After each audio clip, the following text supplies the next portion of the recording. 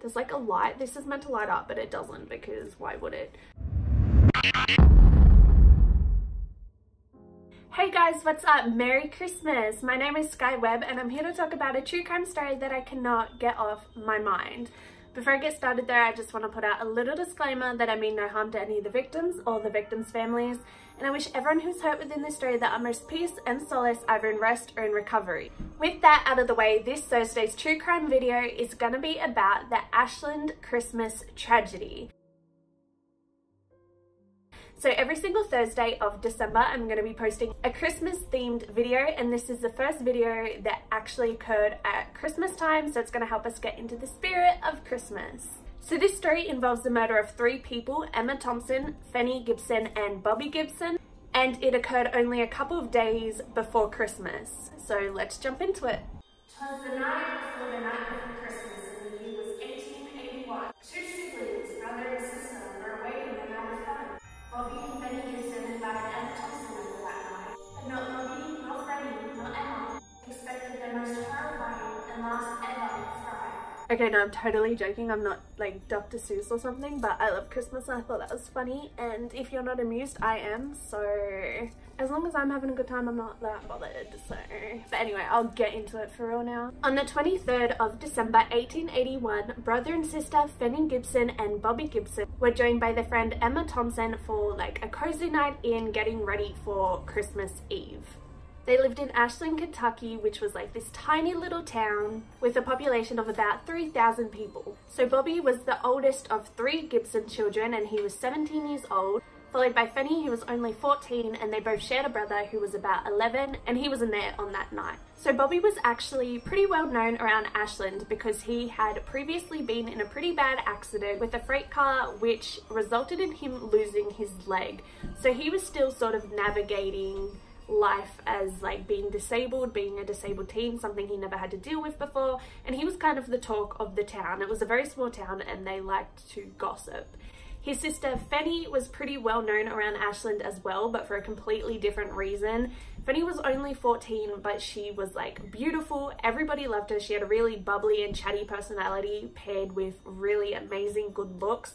So this made her have a lot of friends, but it also brought on a lot of kind of unwarranted attention and admirers and just shit she didn't really need to deal with at 14 years old. So Emma Thompson lived across the road from the Gibsons with her mum, and her mum, as well as the Gibsons' mum, Martha, were actually really good friends. So on the night that the tragedy happened, Martha had actually gone across the road to Emma Thompson's house to have a chat with her mum.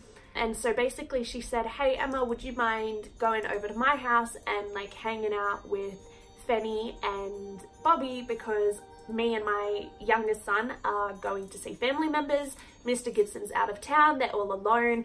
And Emma said, yeah, awesome. She was really excited. Her and Fannie were good friends at the time, so she was ecstatic to go spend the night with like her best friend. She also didn't mind helping because seeing as Bobby was now disabled, he didn't have his leg, he wasn't able to sort of do like household chores or like everyday tasks that he used to do, and if there was like an emergency or anything, they kind of wanted someone else there in case anything was to happen.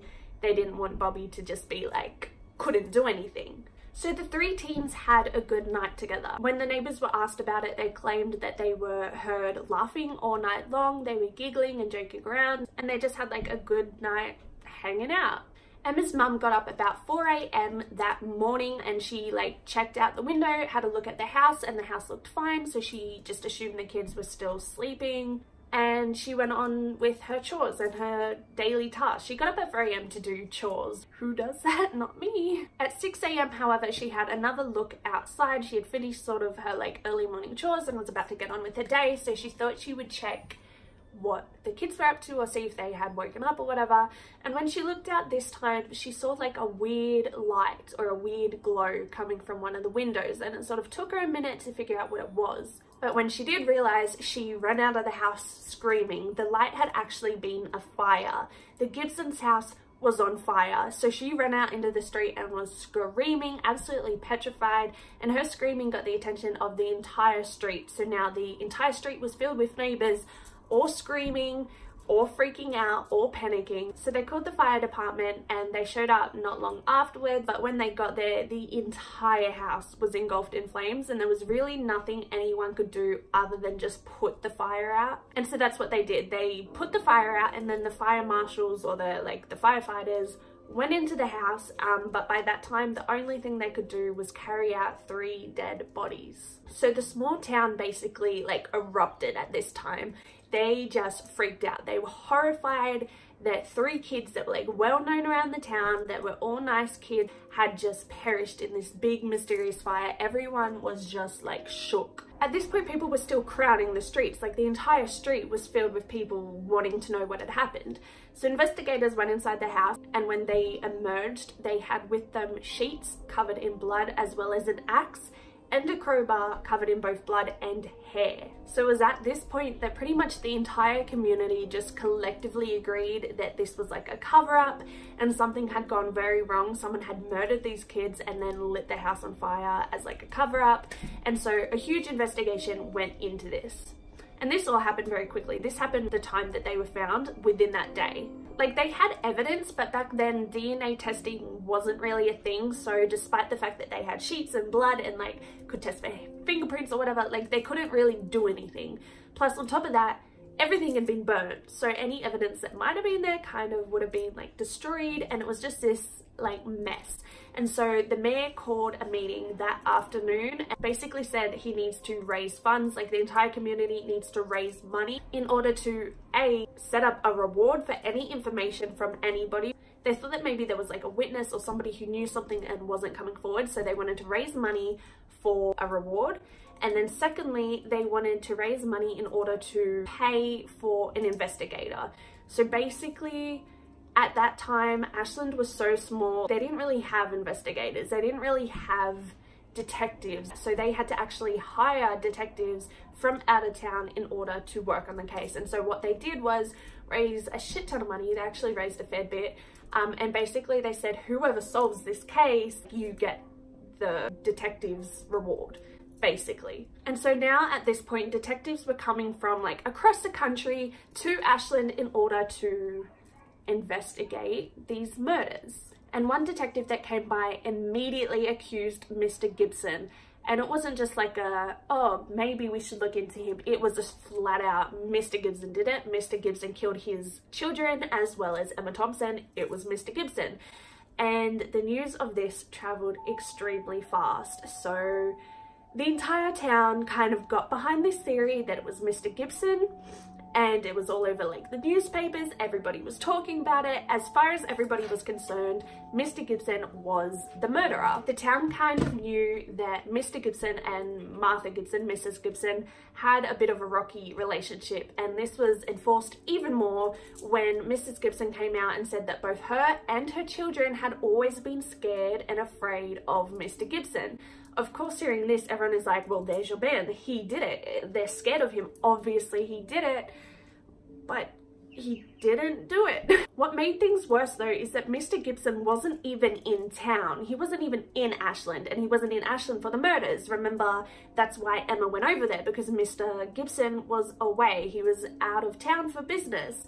So he hadn't even been given the news that his kids had died yet. He didn't even know, and nobody had tracked him down. Nobody had gone and found him, and this just made things worse for his case. It should have made things better if you had some common sense, but I guess they didn't. And it made things worse because now people decided to make up their own stories. So basically the story went around that Mr. Gibson had killed his kids out of like resentment, and then he burnt the house down because he didn't want to get caught for it, and he just hated them and he hated this life with them, so he had to burn the whole place down. And then he fled the scene, and then he ended up killing himself and threw himself in a river because he was so overwhelmed with guilt. All of this bullshit, absolute bullshit. Mind you, he wasn't even dead. Like, he was clearly alive, and yet he committed suicide. Absolute nonsense. And because his wife had made such full-on crazy statements that he was dangerous and they were afraid of him and all this stuff, we don't know why she said that, because he had nothing to do with it, and we don't know whether she genuinely thought he did. We will never know whether his kids were actually scared of him or not, and that's so frustrating to me. But on the 30th of December, a detective finally was able to track down Mr. Gibson, and he let him know what had happened to his kids. And Mr. Gibson was distraught. He was absolutely devastated. He immediately came back to Ashland and he gave like his statement, he gave his alibi, and it was like immediately dismissed that he had anything to do with it, because not only did he have an alibi, like a solid alibi, but he was devastated that this had happened to his kids. So at this point, a new detective sort of took the lead in the investigation due to the embarrassment that everybody had over accusing the wrong man. They basically were like, you were so wrong and that's so embarrassing, we want someone else. So they had a new detective come in. So not long after this, a man named George Ellis, who was actually a neighbor to the Gibsons and also a bricklayer, he went into like a corner store to buy some cigars. So the shop attendant, he was a bit of a gossip, and so he began gossiping about the murders as he was like checking him out. And this is something he did pretty frequently. And he said that George Ellis got a little bit uncomfortable, like noticeably uncomfortable on the topic. Like every time he sort of tried to like ask him something or get his opinion on like the murders and what had happened in the fire, he was just visibly uncomfortable and he began mumbling, and it was just like an awkward encounter. And now you got to keep in mind that the shop attendant, he did this like all day every day. Like he was a big gossip, so he would be talking about the murders pretty much every time someone came in. Like it was the hot topic of the town, everybody was talking about it, they still didn't know who did it, it was like a big deal, so everybody was talking about it. And that means that he saw like multiple natural reactions and normal reactions to this conversation and to this topic. And so for him to see George's like weird, odd reaction, that was like a sign to him that something was wrong and this man might know something. And so he kind of told everybody, he was like, that guy's suspicious, he's weird. Like, it was just a weird encounter and he got a weird feeling from it. So George Ellis left, and after that, in the same day, he went and visited this hotel where the lead detective was staying. And we're not entirely sure whether he did this on his own accord, whether the shop attendant had like spooked him, or whether the fact that the shop attendant was telling other people is what spooked him. I'm not entirely sure. But George Ellis went into this hotel to speak to the detective. He confronted him straight away and he basically said, I want to know how the law works. If somebody who's guilty of something kind of rats on other like perpetrators, other people who are guilty, what happens to the person who ratted? And so the detective was like, yeah, if someone who's guilty gives information on other perpetrators and gives us useful information that helps us arrest them as well, so that like justice is served to all the people involved, then you do get a lesser sentence. And he just laid it all out for him in a really simple way so that he sort of knew what was gonna happen to him, I guess. So George said that he was at work one day when he noticed his co-workers making inappropriate comments about this young girl. So he said William Neal and Ellis Craft saw Emma Thompson and Fannie Gibson walk past them on 2 separate occasions, each time the girl was alone. And he said that both the men made inappropriate comments about the girls, going so far as to say that they would have sex with these girls. Mind you, they're underage and these men are like between 20 and 30. And he claimed that William Neal had even said, I will have sex with her before Christmas. He then said that on the night of the murders, both William Neal and Ellis Craft had come to him and said that they were going to the Gibson's house that night. And he claimed that Ellis Craft had said he was going to visit Fannie and give her lollies and have sex with her. So this is basically George's version of events, which changes, I'll get to that later, but this is his original statement. So he said that he and the 2 other men went to the Gibson's house. He said that the other 2 men had broken in through a window using an axe and a crowbar, and he said that the men had like snuck through the window and then he stayed outside because he didn't want anything to do with it, apparently. He said that Ellis Craft had gone in first and walked past Bobby, who pretty much immediately woke up and basically just questioned like, what the fuck are you doing in my house? Like, who the fuck are you? What is going on? And so basically he said that Ellis had told him to shut up and sit down and stay down, and if he didn't stay down he would regret it. At which point he and the other man, William, went over to the girls' beds and started to sexually assault them. And this is the point where Bobby started yelling. Obviously, he wasn't going to let his sister be raped right in front of his eyes, so he started yelling. It was then that Ellis Craft supposedly took the axe and hit Bobby in the head with it, killing him. And that was basically just to stop the noise or to stop interruption. But then at that point, the girls began screaming because their like brother and friend had just been killed right in front of their fucking eyes. So Emma got up and tried to run, which is when William Neal grabbed her and like knocked her to the ground. He then had Ellis Craft hold Emma down while William raped her. And then she was hit in the head with the axe immediately after, killing her. It was then Fannie's turn to be held down while Ellis raped her. And then she was hit in the back of the head with a crowbar, supposedly killing her. It was at that point that both the men decided to basically just lay into all three victims. They used the axe to just like crack their skull over and over, basically just to assure that they were actually dead, because they had only hit each one time, and so they wanted to make sure they were dead now. Then they kind of got a little bit stressed out about what had happened, and so they decided to light the whole place on fire. They lit the three victims on fire and then lit the rest of the house on fire so that it would all look like a huge accident and they could get away with it. Basically, that was the plan. So after George had given this confession, the other two men were arrested and they were all held within the same jail cell. About 24 hours later, and George wanted to retract his entire confession, which isn't really a surprise when you're literally locked in the same cell as the two supposedly like murderous men that you just ratted on. But already the news had spread across the media, so it was a big deal. And by this point, there was already an angry mob, like just furious at what had been done.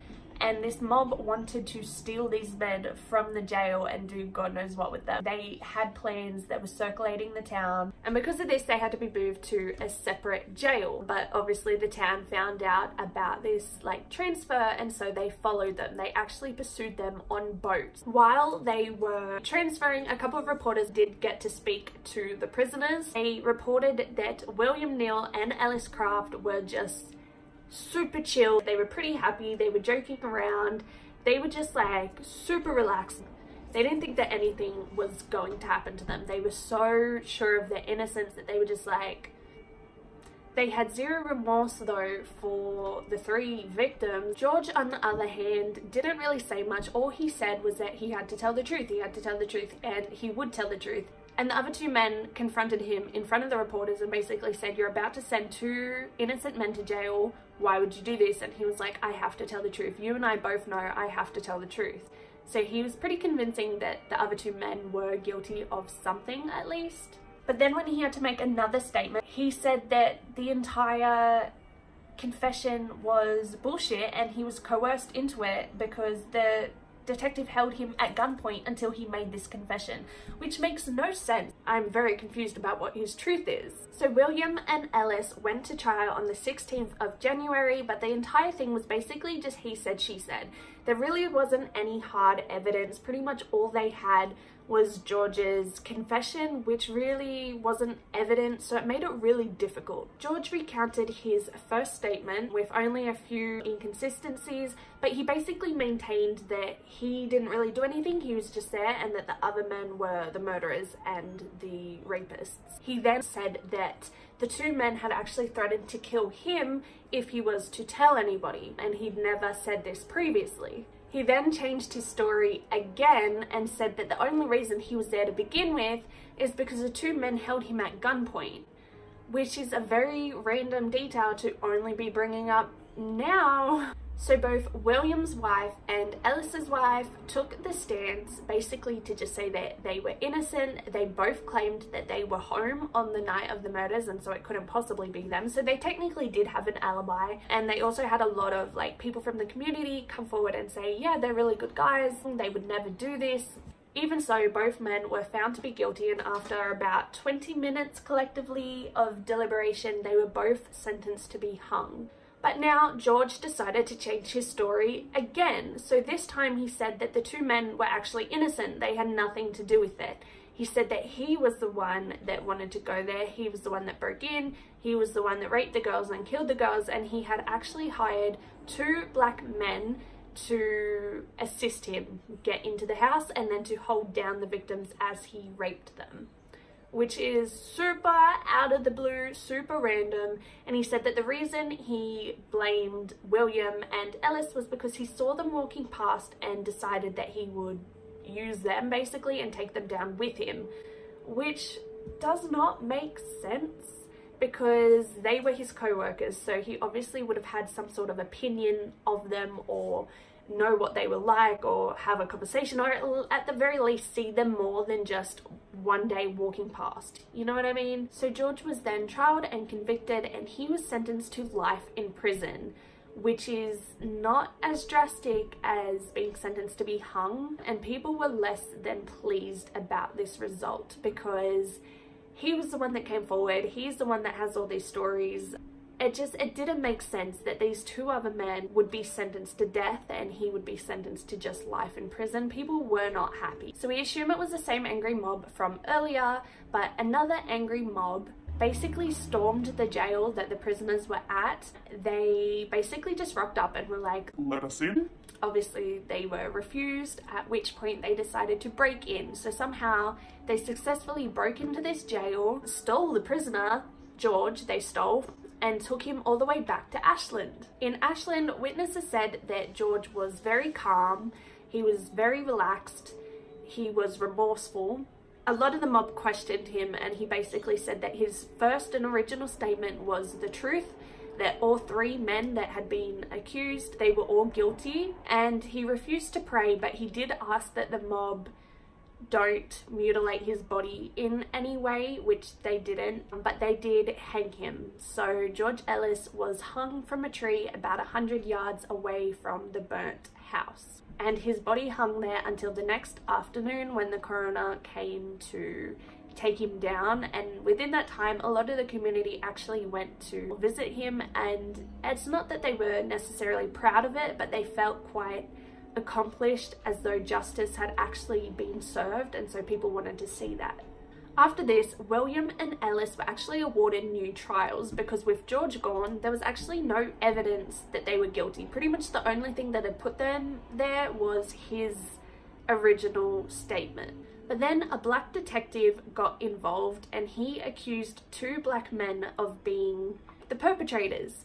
This, of course, only made sense if you were to believe one of the many versions that George told of the night. So the only way that these people could have been guilty is if you believed that he hired 2 men to help him and then blamed these 2 innocent men for no reason. And a lot of the other people didn't agree with this either. The same way that the other 2 men were awarded new trials because without George there was no evidence. Like, there was no evidence of these people being guilty either, unless you believe George, and George was no longer here, so there was no evidence, and so it got thrown out. But the detective that had basically put them in that situation, he ended up being beaten and shot in the leg by the supporters of these innocent black men because they were just like so filthy about the situation. So the trial ended up going on and being dragged out for ages, like way too long, and people started getting annoyed by this, and so talk around the town basically began that they would use that same tree for the 2nd and 3rd time, basically insinuating that they were going to hang the next 2 perpetrators. And so this whole like angry mob mentality began to grow like pretty extremely. The police and the government basically saw it as like us versus them, and these like angry mobs were the enemy rather than focusing on the actual trial and the case, and it just became a whole like bullshit. So at one point the prisoners had to be moved again, and so they went on their boats, but this time an angry mob followed them with guns, and so a gunfight broke out. The lives of about 7 young men were actually taken in this altercation, and this was such a huge event that there were a lot of people there. There was the angry mob, and then there was like a massive audience. A lot of the community had actually just come down to watch. A lot of the community had come down to try and stop the angry mob. So at this point, the sort of war between the mob and the government and the police grew to something even bigger, and there were officials that basically just said, we will kill anyone who gets in our way of upholding the law, which is super hypocritical, obviously, and it goes to show their mindset at the time. They really were like at war. And so when the trial went forward, people were really angry, and so people would camp outside the courthouse and the jails, and they would protest. So these protesters would just camp outside, and at this time it was February, so it was really cold, and some of these protesters died because of how bad the weather conditions had gotten, and they just couldn't survive it. This means not only did 3 kids die, 1 man was hung, 2 more were potentially going to be hung, 2 more black men almost were hung, as well as 7 innocent civilians who were involved in the gunfight. Some of them were had guns and were shooting, which obviously is bad, but some of them were completely innocent. There was 1 man there that had been shot after trying to convince the mob to stop. He was trying to stop the entire situation, and then he'd been shot. And now there were protesters being killed in the streets from the weather. There was a lot of chaos and death that came from this one crime. So both the men were sentenced to be hung, but they both maintained their innocence right up until the very last second. A lot of people believed they were innocent, but there was a lot of people who believed they were getting exactly what they deserved, and it was so heavily publicized and this whole big thing. So there was a lot of people there to witness their deaths. So this case is super peculiar to me for the fact that it is solved technically, and yet we will never really know what happened that night. The only people that know what happened that night are the murderers and the kids. So let me know what you think about this case, whether or not you think that the men were innocent, or whether you think George was the one that had done it, why you think he told so many different stories. And I want to know what you think about this whole mob mentality. Do you think that's something that should be left in the past, or is that something we should be doing now? If we don't feel like the government is giving us justice, should we just go out and get it ourselves? Let me know what you think in the comments down below, or you can head over to my Facebook, which is skyweb with 3 B's, and let me know there. Make sure to give this video a thumbs up if you feel like it. I would really appreciate it. And make sure you subscribe so you can see all my new videos. I post every single Thursday all about true crime, and every single Thursday of December is going to be Christmas themed. So make sure you guys are being safe out there. Do not stay home alone on Christmas Eve. Don't walk past construction sites, and never ever ever follow an angry mob that has guns for entertainment, because you will be shot and killed. Be safe guys. Thank you so much for watching. Bye.